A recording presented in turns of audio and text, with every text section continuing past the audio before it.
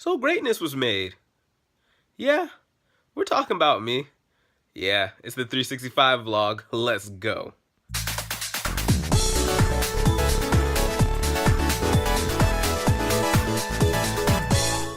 So hello people, today is April 13th, 2016, day 104 of the 365 vlog, and we're hitting hoops. Swoosh. So tonight, if you lived under a rock or don't actually watch basketball at all, some crazy shit happened. This is the last night in basketball before the playoffs and shit, and it got off to a crazy start. I'm gonna start with Golden State and what they did first. Golden State did some crazy shit today. They won their game and that made them 73-9, making them have the best record ever in NBA history, beating the Chicago Bulls, which is really hype, and it breaks down into a couple of the things that I didn't expect that are related to these wins. Things that Golden State did was, for the whole season, they never lost consecutively. So if they had one loss, they never lost right after that. They always won, which is crazy. I mean, they only had 9 losses.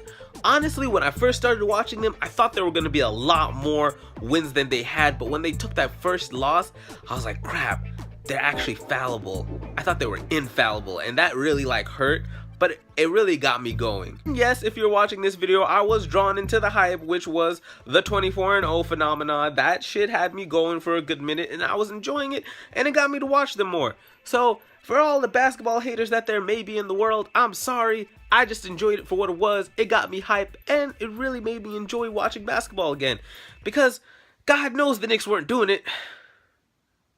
Back on Golden State, but specifically Curry, he hit his record even more higher on his three-pointers. He got 400, and that just blows my mind. One of the things throughout the whole season that's really gotten me just hype is watching Steph Curry try to attempt a three. No matter where it is, he just puts it in his heart that he's going to make it. And you know, part of the crazy part is I actually kind of believe that shit. That no matter what leaves his hand, no matter where it's coming from, it's going to go in the hoop. And that is some belief on some next level shit. That's some godly shit right there. I'm a Curry fan, so what you looking at?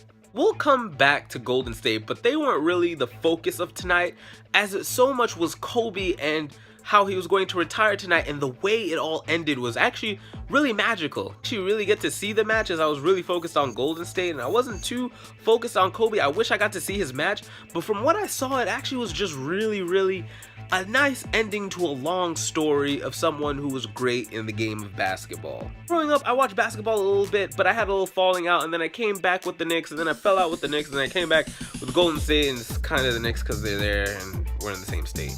But nonetheless, I grew up with Kobe, kind of watching his greatness and elevating. Over 20 years he's been playing the game, and he did some crazy stuff tonight that just put a nice cherry on top to all the accomplishments that he's already had. Watching the last couple of seconds of the match that I did get to see, it just looked like everyone was just rooting for him. Everyone in the stadium just looked like they were in awe of seeing greatness of what was happening, and I thought that was just a really nice moment. And then watching his speech afterwards and all that was just really nice and heartfelt, and it's just kind of sad to see what seems to be a new era happening and an old era ending, if this makes sense. But let me get a little bit back more into Kobe. Now, Kobe, what he did in these crazy last couple of seconds, but throughout the whole game, is that he scored 60 points, which was unbelievable. And I think that's what really put the nice cherry on top for the night, and just ending his career and wrapping it up like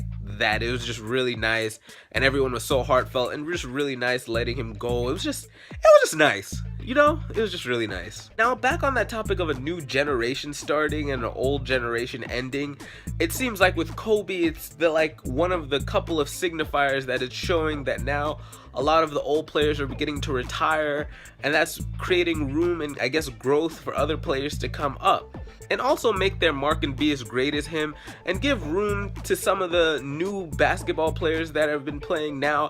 I mean, I don't know everyone's name off the top of my head. I'm not a basketball fanatic like that. I just enjoy watching the teams that I do enjoying, but it's going to be interesting seeing the whole thing that Curry kind of has right now is that iconicism that he is Steph Curry. I mean, you notice I say his first and last name, so it's one of those kind of things. Moving forward, I want to see more hype just like what Curry generates in other teams, so I can just see someone who can, or at least in my mind, beat Golden State, or at least be a challenge. Now, mind you, I watched the Spurs and they look like they're heavy contenders when they want to actually put in business work and such. So that's actually kind of interesting looking at that.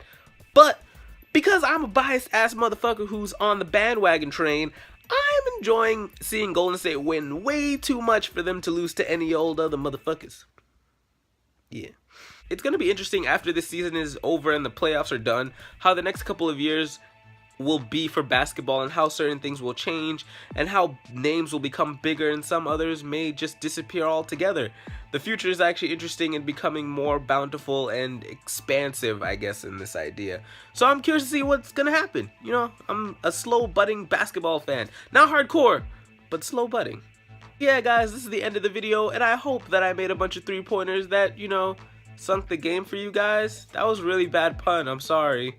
But yeah guys, if you made it to the end of this video, don't hesitate to hit the like button because you liked what happened today in basketball. History was made April 14th, 13th, whichever you want to count. I think it's the 13th. But yeah, if this is also the first time for you seeing my face, don't hesitate to hit the subscribe button because subscribing makes me feel good and I have different types of video on my channel that you can check out.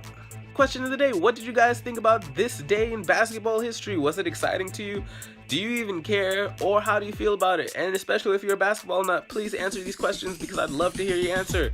And what you think about my analysis of the game because I'm the best basketball player ever. Swoosh. But yeah guys, I'm Vandal, but don't forget to keep it 365 and I will talk to you tomorrow. Peace, boy.